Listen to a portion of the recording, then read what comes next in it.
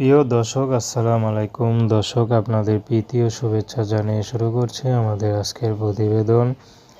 তো দর্শক, আজকে আমরা এক অসহায় মেয়ের গল্প তুলে ধরব, যার নাম হচ্ছে ফাবিহা। ফাবিহার মা অসুস্থ, ফাবিহার বাবা নেই। ফাবিহার ছোট একটা ভাই আছে, মাদ্রাসায় পড়ে, এই বছরে দিয়েছে।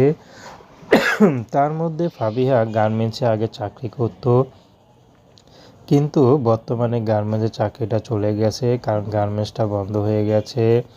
এখন ফাবিহা একটা এলাকার মধ্যে টেলার্সের কাজ করে, সেখানে অনেক কম বেতন পায়, যে বেতনে চাঁদে চলতে খুবই হিমশিম খেতে হয়। তার মধ্যে ফাবিহার বিয়ের বয়স হয়েছে, বিয়ে শাদী করতে হবে। তো ফাবিহা এখন ইউটিউবে এসেছে ভালো একটা জীবনসঙ্গীর আশায়, যে কেউ যদি তাকে যৌতুক ছাড়া বিয়ে করে, ফাবিহা তাকে বিয়ে শাদী করতে রাজি আছে।